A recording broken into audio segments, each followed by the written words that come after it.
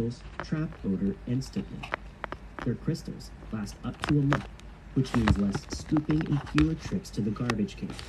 There's nothing worse than a midnight trip on a winter's night to toss out the garbage. Pretty Litter's super light crystal base also minimizes mess and dust. Your allergies are going to thank you. Here's the coolest thing about Pretty Litter though. It changes colors to help detect early signs of potential illnesses in your cat, including urinary tract infections and kidney issues. And cats tend to hide their illnesses. But effortlessly keeping tabs on your cat's health is going to give you peace of mind. And Pretty Litter ships free, straight to your door in a small, lightweight bag. This means you never run out of it, and you don't have to have this huge container of kitty litter taking up space and stinking up your place. Now, that's a win-win. Make the switch to Pretty Litter today. It's just good sense. Go to prettylitter.com and use promo code MEAT for 20% off your first order. That's prettylitter.com, promo code MEAT for 20% off. prettylitter.com, promo code MEAT. Now back to the show.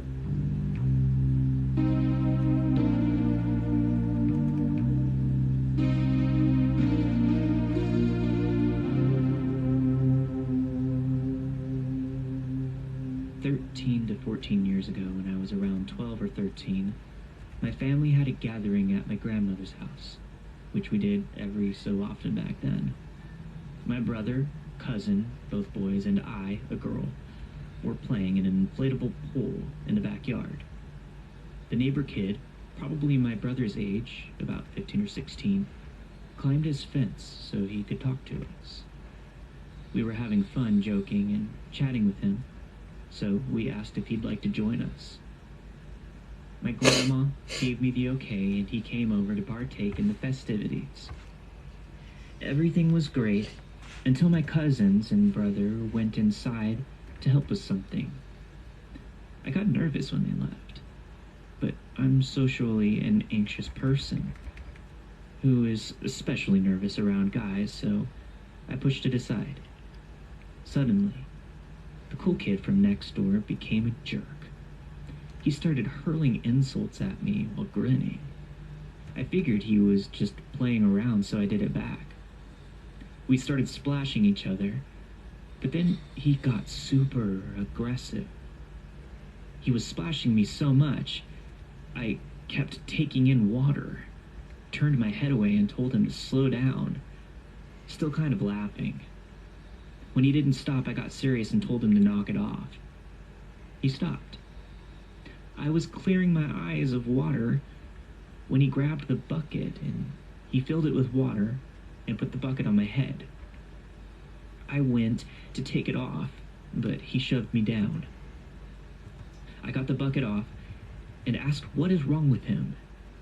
He just grabbed me and shoved my head under water. I was flailing, searching for his face to scratch or hit, but the angle he was at made it impossible. I got dangerously close to passing out when he was pulled off of me. I came up grasping for air, and my brother pulled me behind him and asked the kid what the hell was going on and what he was doing. The little douche snickered and said we were just playing. My brother stepped forward and asked how trying to drown me is playing. The kid kept smirking, and my brother told him he needs to stay away from us. The kid scoffed and angrily said, "You guys are boring anyway," and was escorted out by my sibling. We never said anything to the adults, for reasons I can't understand, but the kid kept taunting us in his backyard. He even brought one of his friends to mock us and insult us, which resulted in us telling our family, so that stopped real quick. Shortly after that, the family moved and we never dealt with him again. I'm very grateful for my brother, who essentially raised me. He's helped me in more ways than I can count. I don't know where I'd be without him.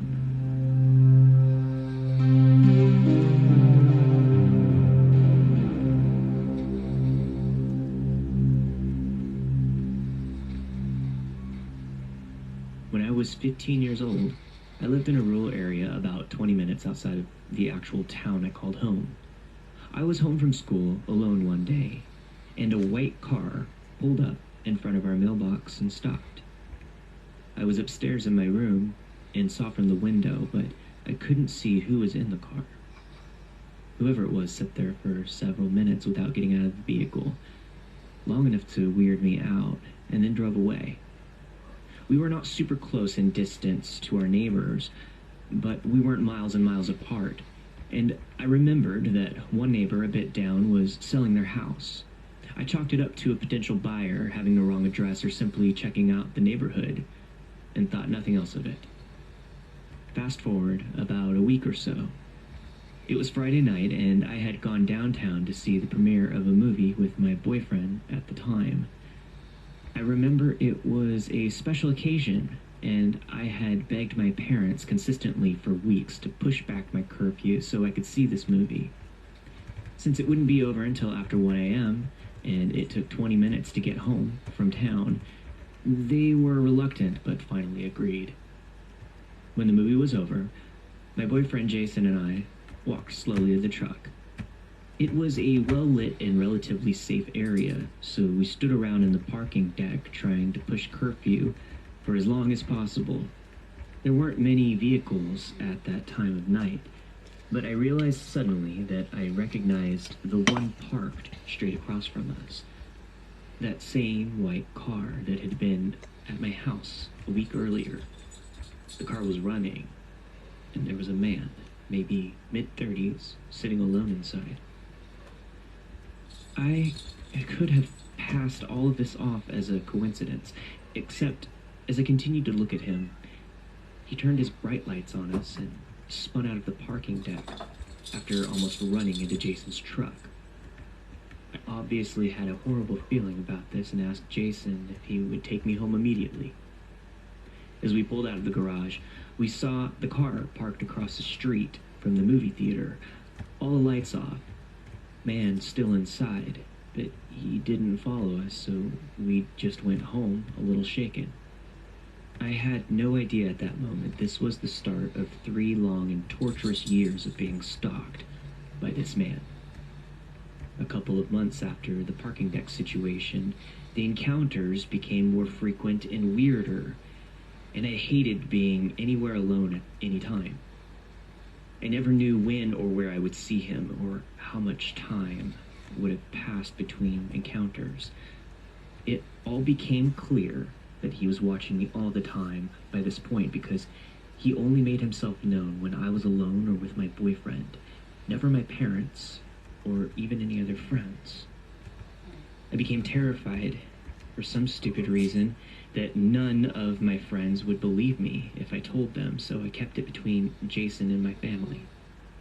Until one day, my friend Rachel, who lived maybe 5 minutes away from me, started telling me about this creepy man who showed up at her house over the weekend. Rachel's dad worked Sundays, so she was home alone with another friend of ours, Megan. Everything was normal until around dusk, when they began to smell cigarette smoke. My heart instantly began racing because, by this time, this was becoming an everyday occurrence for me. I was smelling cigarette smoke, finding cigarette butts around my house, even though none of my family smoked, and could never trace the source. I had a nagging feeling, of course, that it was connected to my stalker, but hadn't confirmed it. So as Rachel and Megan were looking for the source of the smoke, Rachel realized she had left a window in the back room open and the smoke was coming in from their back porch. Seeing that there was a strange man on her porch, she quickly goes to close and lock the window, and, in her words, he turns around with dead eyes and looks straight through her, like she wasn't really there. Megan immediately called the police, but Rachel continued to stand there in a little bit of shock as he smirked at her and stared until his cigarette was done, then got up and calmly walked away. The police came but found no trace of him except for cigarette butts on the porch and scattered around in the backyard, indicating that he had been there for some time. I immediately began to describe the creep to Rachel, and it was the same man. She hadn't seen or heard the white car at all, and They guessed that he had parked down the road and just walked down Rachel's almost mile-long driveway, or through the woods a bit. As time went on, my stories were well documented with the police department, but they had never seen the guy. He was just so good at getting away. I have to give them credit because they never doubted the truth in my stories and always showed up quickly, even as it was becoming apparent that this guy knew what he was doing and wasn't planning on being caught anytime soon. We also began to suspect he had a police scanner in his car. One night in particular, almost 2 years after the Rachel incident, Jason and I were coming home a little early from a date. My parents had gone out as well that night, and we had a strict rule that we couldn't be home alone with no adults. So Jason and I began to talk in the driveway since my dad had called, and they were only about 10 minutes away. We were too scared, given the circumstances, to get out of the truck, and we kept our eyes peeled for the creep, but we figured 10 minutes wasn't all that long. Sure as the world, not even a minute later, we saw headlights turn on in the bush across the street from my driveway. This freak had backed his car into the bushes and waited for us to come home. Jason immediately got on the phone and called the cops, and I had called my dad, who was literally flying home at this point, as the man revved up his engine and flashed his lights. He then proceeded to get out of his car and walk towards Jason's truck. I will never forget, he was so slow and methodical and emotionless. It felt like I was living out a serial killer movie. I was sobbing. We had the doors locked, of course, as the man walked up to the passenger side where I was sitting and stood only a couple feet away from my window, staring at me. He never made a move for the door. He simply stood completely still and stared. He held eye contact with me, with his eyes like black holes. Jason was a baseball player and had been keeping a bat in the back seat exactly for a moment like this. He pulled me toward him and away from the window and grabbed the bat, but this man didn't even flinch. He switched his gaze to the bat for a few seconds, smiled this huge, disgusting grin, walked back to his car and drove away. It seemed like 40 minutes passed, but it could have been more like 5, because the man was gone for a couple of minutes before my dad came into our driveway, doing about 80 miles per hour. The cops never caught up to him. There were many more stories of torture, such as leaving dead animals outside on our front door and shining flashlights into our windows in the middle of the night, but nothing anyone did could trip this guy up. My family had tried everything. My older brother even desperately tried to chase the guy through the woods behind our house one night and just lost him. The police wanted to help, but they only had my stories and the corroboration of my boyfriend Rachel's encounter and one kind of vague sighting of the car in town. I didn't even have a name for anyone to file a restraining order against. Not that it would have done me any good, and maybe the creepiest part of all of this in the whole 3 years was that he never spoke a single word. Then one day, just as quickly as he showed up, every single trace of him completely disappeared, just like that. I never knew if he died, was arrested for some other crime, or just lost interest, even though that seemed highly unlikely. I just simply never saw him again, and it has now been 10 years. Creeps come in all shapes and forms, and many times do not look like what you see in the movies. They can seem completely normal on the outside. However, this man's behavior was exactly like something you'd see from a horror film. Something in his eyes was so evil it would turn your stomach. Over the course of 3 years, he made my life extremely stressful and terrifying, and even now that I live in a different state, I sometimes halfway expect him to show up again. I still occasionally feel the lasting effects of that time, but thankfully life has become pretty normal again. Needless to say, disturbed stalker who made me miserable for years, let's not meet.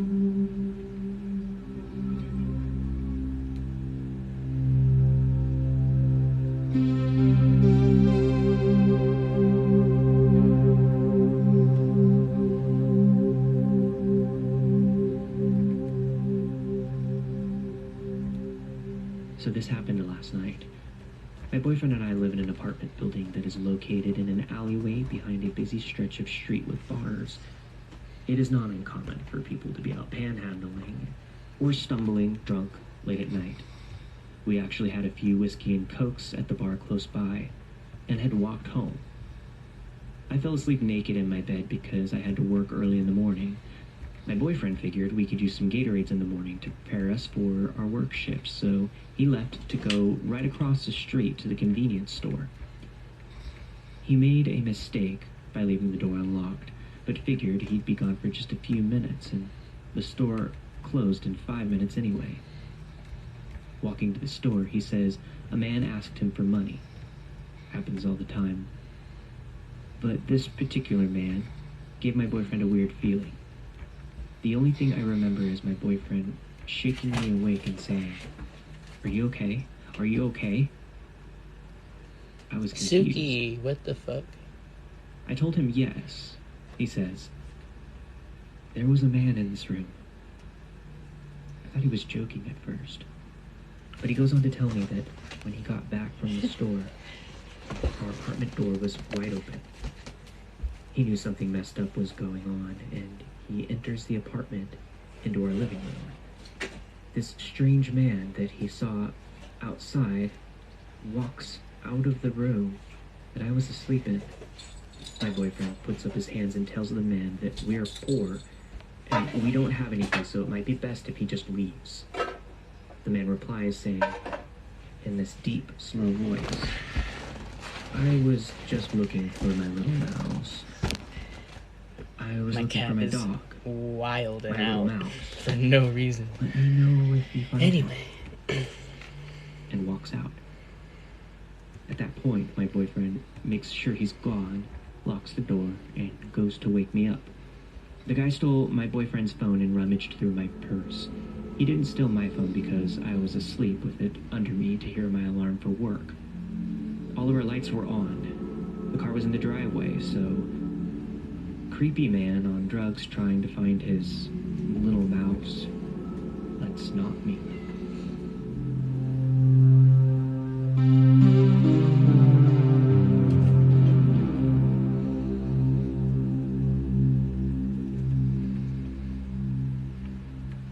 This podcast is sponsored by BetterHelp Online Therapy. We talk about BetterHelp a lot on this show, and this month we're discussing some of the stigmas around mental health. For example, some people think that you should wait until things are unbearable to go to therapy, but that isn't true. Therapy is a tool to utilize before things get worse, and it can help you avoid those lows. I realized this personally after my first time in therapy. I waited for way too long to get started because I thought that living the way that I was and going through what I did was the norm. But I was very relieved when I finally made the jump. And we've been taught that mental health shouldn't be part of our normal life. But that's wrong too. We take care of our bodies with the gym, the doctor, and nutrition. We should be focusing on our minds just as much. BetterHelp is customized online therapy that offers video, phone, and even live chat sessions with your therapist, so you don't even have to see anyone on camera if you don't want to. It's much more affordable than in-person therapy, and you can be matched with a therapist in under 48 hours. Give it a try and see why over 2 million people have used BetterHelp online therapy. This podcast is sponsored by BetterHelp, and Let's Not Meet listeners are going to get 10% off their first month by going to betterhelp.com/meet. Or you can just click the link in the show notes. That's BetterHelp, BetterHelp.com/meet. Now back to the show.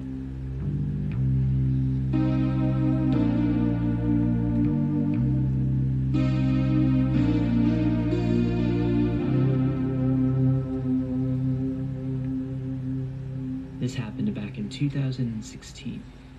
I was 18 and I was planning on visiting my girlfriend. We lived in different cities in the UK, so I decided to get a train and visit her for the weekend.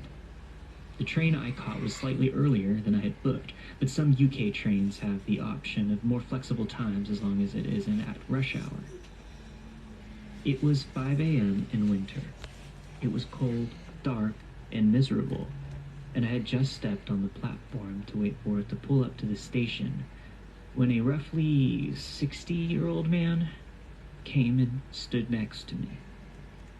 By next to me, I mean he was literally less than 20 centimeters away and practically leaning on me despite almost no one else being around, so it's not like the area was that cramped. He was balding, wore thick-rimmed glasses with incredibly strong prescriptions, by the looks of it. He was significantly taller than me. I'd say he was close to 6'6", but slim and gaunt, with coarse, graying skin, and had an unusually wide mouth and a scraggly beard that looked like it needed a trim.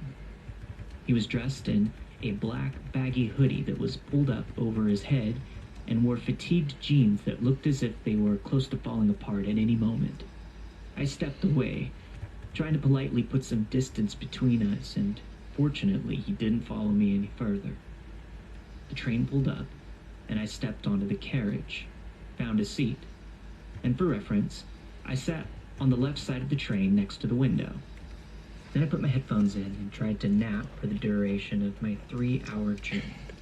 The train was mostly empty. A few tired workers slumped in the corner sleeping off the work from the night before, and a couple of old women chatted quietly between themselves. The journey was mostly painless, and I had forgotten about the old man, and I couldn't see him in either my carriage or the ones adjacent, so I paid the thought of him little attention. It was about an hour into the journey when the train went through a short tunnel. It couldn't have been in there for more than 20 seconds, but I felt a strong hand grab my right leg.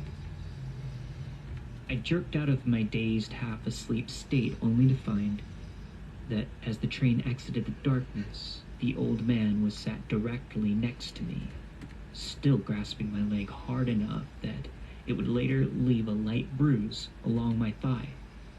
I pulled my leg away and quickly asked him what he thought he was doing. I'm not an intimidating person. A pretty fat teenager that barely reaches 5'8" is never going to be a scary sight. But I put on my most confident voice and repeated my question, though this time it was louder and contained a few choice words for the odd man. I had barely managed to finish the question before he grabbed my face with his hand and slammed my head against the window so that I was pinned in place. Despite my struggles, he easily held me in place and leaned in until he was only inches from my squished-up face. With a deep, baritone voice that seemed to echo around in my brain, he whispered directly into my ear, something similar to, "You would be a very nice plaything." And then he said my name. I apologize that I can't remember the exact words. The adrenaline that had me freaking out made it difficult to concentrate on things like that. But I vividly remember he knew my name. He then licked the exposed side of my face slowly until a bridge above the tracks blocked what little light was trickling into the carriage.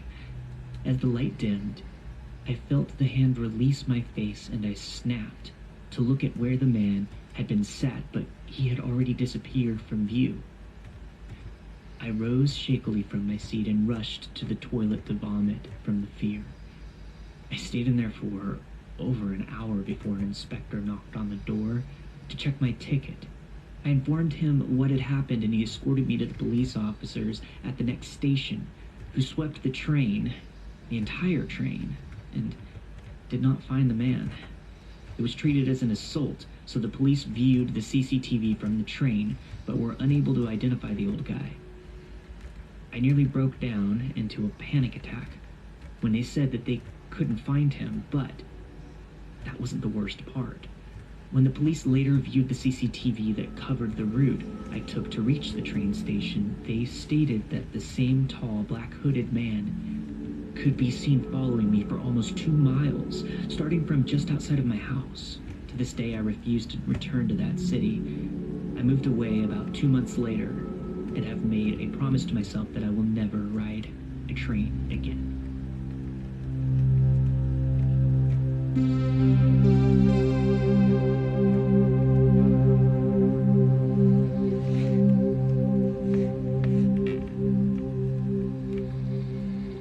About 25 years ago, when I was in middle school, 7th grade, I had a real bad problem with bullies.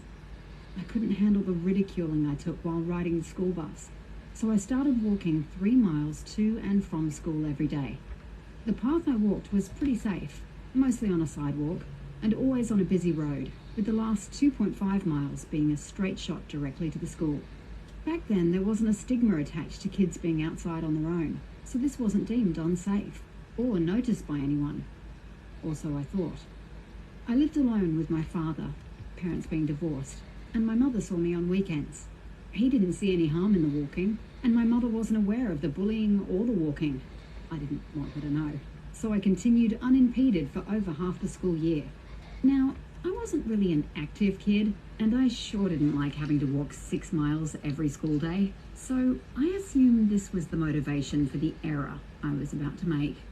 One day, on the way home, a car pulled up on the shoulder and stopped, about 100 feet ahead of me. That car looks familiar. Hey, it's my father. He's gonna drive me the rest of the way. Woohoo! I started to jog up to the car, seeing him in the driver's seat, waiting patiently. His hair looks darker than normal today. Isn't the inside of his car tan, not red? The thoughts left as soon as they entered, and I caught up to the car, opened the passenger side door, and started to get in. As I was tossing my backpack on the floor in front of me and swinging my legs into the car, I started saying, "Thanks, Dad," but the sentence never completed. Before I knew it, I had shut the car door, and we began to move. This isn't my father. This man was much older, by at least 20 years. Hair obviously dyed black, and hands propped at 10 and 2 on the steering wheel. The shirt he was wearing looked just like one my father would have worn, a short-sleeved, collared button-down, brick red with black horizontal lines. Not pressed, but not too wrinkled either. He was smiling at me, which probably would have felt warm if it was coming from my grandfather, but instead felt menacing. I heard a click and looked over at the door, which had just been locked. I stared at the door for a moment longer, then turned and faced front, and completely froze, terrified. What do I do now? Hello? I saw you walking. I figured I'd come give you a lift. I did not move or answer. Don't act scared. Just act normal. His voice matched his smile, deceivingly friendly.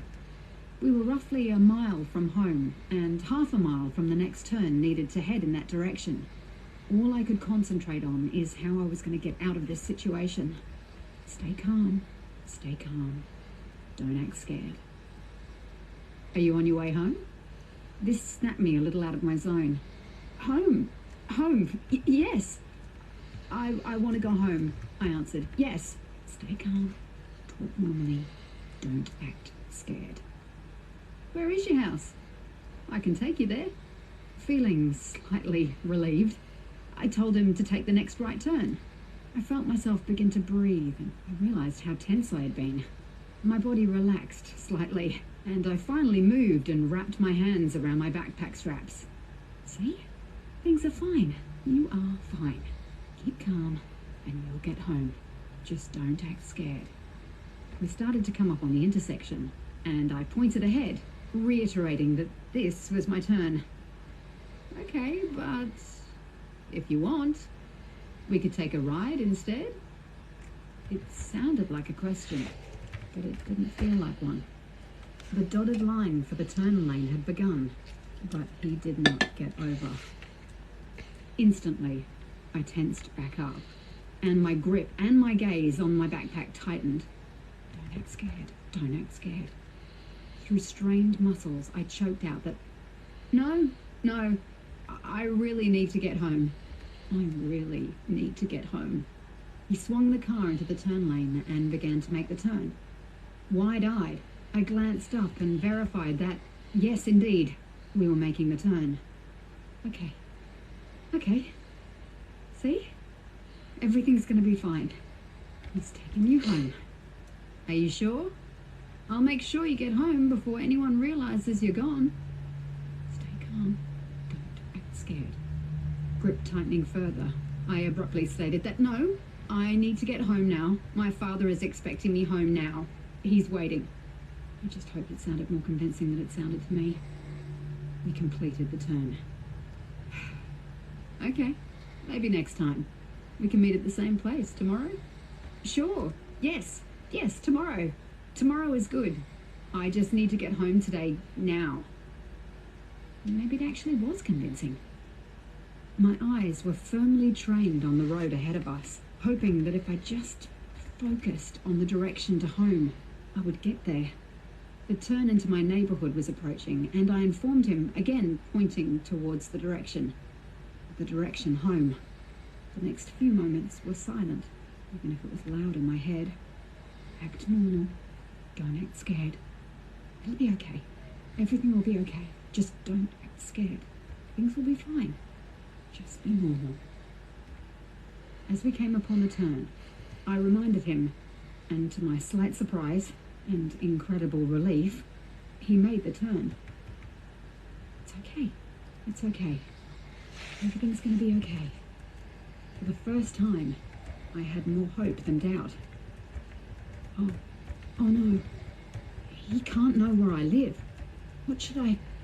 You know, it's probably not a good idea that I drop you off right at your house. Your dad might see me and get mad that I gave you a ride home, and then we wouldn't be able to meet tomorrow. I was able to appreciate the good fortune of my silent question being answered for me. My old neighborhood consisted of mainly apartments, but in the back were a block of townhouses, which is where I lived. If you were unaware of the layout of the complex, the townhouses might go unnoticed. Right before we got to the area where I lived, I told him, here, stop here. He pulled over to the side of the road, in front of an apartment building. He unlocked the door, and I hurried out of the car, backpack still in hand. I began to close the door behind me. See you here? Tomorrow? Same time? I paused for just a second and risked another look at him. Still smiling. Still terrifying. Yes, tomorrow. See you later. I finished closing the door and hurried off. Don't run. Don't run. Don't act scared. Don't run. I swung my backpack on the right way and briskly walked in the opposite direction of my house. I could hear the car still idling behind me, and it wasn't until I was able to turn off that road and leave his view that I heard him start to move. He had to drive up to where I was walking to turn around, and I glanced back as he was making an awkward turn instead of going around the block to leave. He caught my gaze and gave a slight wave before driving off. My hand was in the reluctant process of waving back, but I was slow enough that he was gone before I completed the motion. I turned my head and kept walking, and the moment I could no longer hear his car, I ran as fast as my pudgy legs and heavy backpack would let me. I ran around to where I could hide between two buildings and hid there for a while until I felt enough time had passed for me to feel confident he was not driving around, waiting, looking for me. It was probably 30 minutes, but it felt like hours to me at the time. I ran the rest of the way home, keeping a lookout, making sure he couldn't see me going through the backyards. I reached my front door, unlocked it, and almost spilled inside. I was moving so fast. It wasn't until I locked the door behind me that I felt safe. I didn't feel scared anymore. I was home, and I couldn't believe it. In the end, I told my parents, and my mother forced my father to drive and pick me up from school for the remainder of the school year. And luckily for me, The bullying stopped the next year. My father didn't believe me and thought I made up the whole story to get out of walking to school. In his defense, me trying to explain that no, the car was exactly like yours, except the entire color of the inside, and no, he did look like you, but with darker hair, and it all happened so fast, and, well, it didn't matter. It was worth his disbelief and annoyance every day in the car, so I never had to meet that guy again.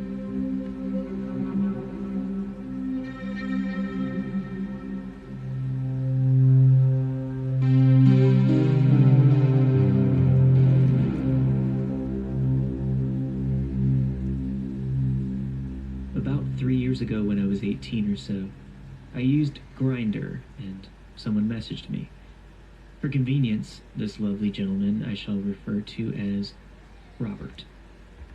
So, we started talking, and we asked how we were and what we were up to, the usual conversation starters.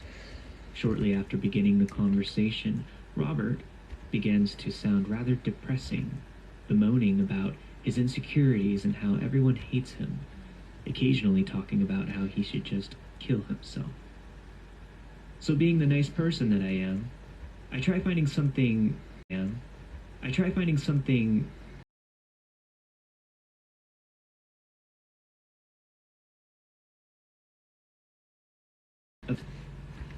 and that's where things began to get heavy. Robert began deflecting my compliments, calling me a liar, or a user, or saying I'm just trying to make fun of him. I try my best to reassure him that my compliments were genuine, because I hate seeing people depressed or down. It's just in my nature to bring joy to people. Now, I have been in his shoes before with the severe insecurity thing, so I know exactly how he felt.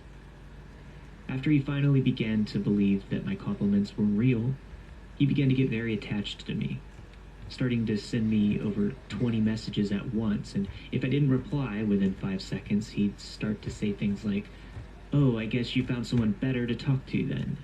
You're like all the rest." And it began to get frustrating at this point. Now, I could have just blocked him and saved me the headache, but I have anxiety, and I feared that he'd turn up at my door someday or do something drastic if I did block him. He also tried sending me nudes to grab my attention when I didn't reply literally instantly to his messages, and it got worse and worse from here. Eventually, he told me he'd be in my town over the weekend, and began to get very pushy about meeting up somewhere and doing abject things. When I didn't reply, he flips out and started finding me on different social medias to keep tabs on me. Facebook messages, friend requests, Instagram, etc. I went on a night out with some friends of mine, at the time forgetting he was in town over the weekend, and he saw me walking down the street and ran up to me, bawling his eyes out about me trying to avoid him, and he began begging for my phone number and house address and whether he could join us on our night out, and when we politely refused, he followed us further and tried forcing drinks into my hand when we got to the bar. Infuriated by how clingy he was being, I went home just to realize he boarded at the same bus as me and followed me back to my place before he finally disappeared. He started messaging me on Grindr about visiting me at home sometime or trying to find my friends to get my phone number. I finally snapped at this point, and I blocked him, and I thought that that was that.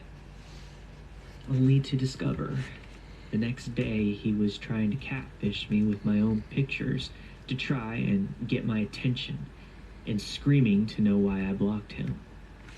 At this point, things got way too heavy, and I deleted Grindr from my phone, changed my phone number, and moved house just to avoid him.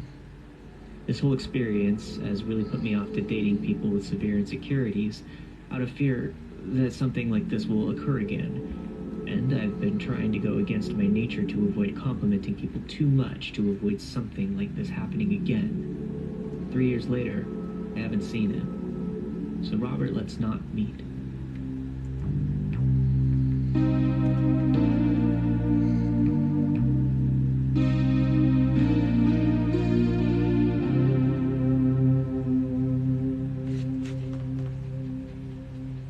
It's the first of the year.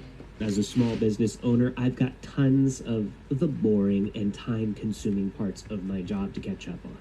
If you've got a small business, you know that there's nothing more valuable than your time. So stop wasting it on trips to the post office, because Stamps.com makes it easy to mail and ship right from your computer. Save time and money with Stamps.com. You can send letters and packages for less with discounted rates from USPS, UPS, and more. I would be a complete wreck without the help of Stamps.com. The post office is so far from my house, and there's always a line. And they're always out of what I need. But I don't have to deal with that anymore. Since 1998, Stamps.com has been the indispensable tool for nearly 1 million businesses. Stamps.com brings the services of the U.S. Postal Service and UPS shipping right to your computer. Whether you're an office sending invoices, a side hustle, Etsy shop, or a full-blown warehouse shipping out orders, Stamps.com is going to make life easier. All you need is a computer and a standard printer. No special supplies or equipment. Within minutes, you're up and running, printing official U.S. postage for any letter, any package, anywhere you want to send it. And you'll get exclusive discounts on postage and shipping from USPS and UPS. Once your mail is ready, you just schedule your pickup or drop it off. No traffic, no lines, so cut the confusion out of shipping. With Stamps.com's new Rate Advisor tool, you can compare shipping rates and timelines to easily find the best option. Save time and money with Stamps.com. There's no risk. And with my promo code MEET, M-E-E-T, you'll get a special offer that includes a 4-week trial, plus free postage and a digital scale, no long-term commitments or contracts. Just go to Stamps.com or click the link in the show notes, then click on the microphone at the top of the homepage and type in MEET. That's Stamps.com, promo code MEET. Stamps.com. Never go to the post office again.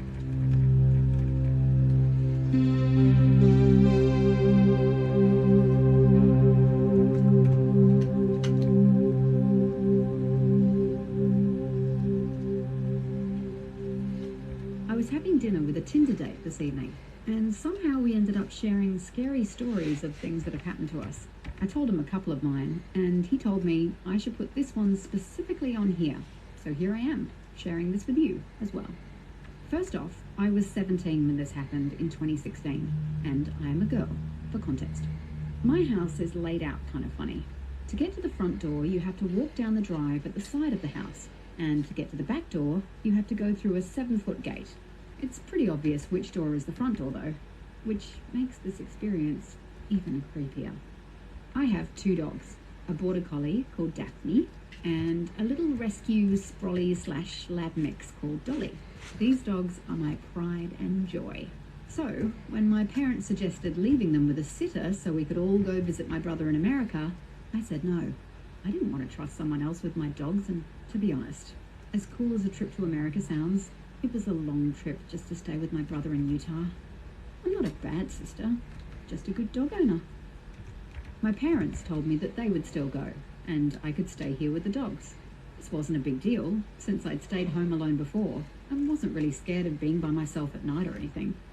So, in 2016, about a year after they'd booked the holiday, my dad is very conscientious of booking in advance and saving money, off they went to Utah, and I stayed home with my pups. They were going to be gone for a couple of weeks, so my mum had left a list of things that needed doing.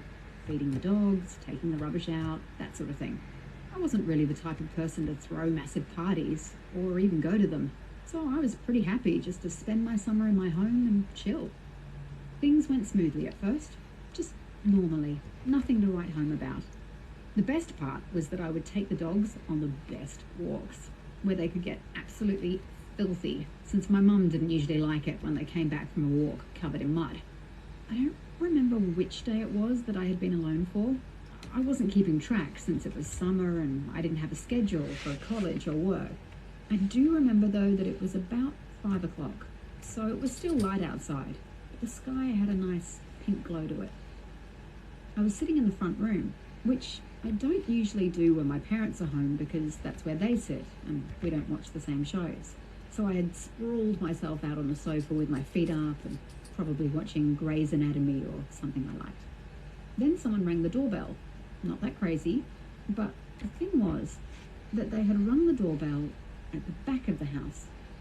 I don't know why we have a doorbell at the back door, since no one ever really used it apart from to play pranks and stuff. So it was really odd that someone would reach over the side of the gate where it was shorter, unlock it, and go to the back door. And even weirder because it was a small village and everyone pretty much knew each other and knew that the front door was much more accessible. I wasn't worried, just a bit annoyed that someone was bothering me. So I got up and answered the door, looking a little pissed off. The man wasn't particularly tall or intimidating. The dog seemed to like him as well. Soppy things and will make a fuss of anyone. I ordered them off him and they retreated back to the front room.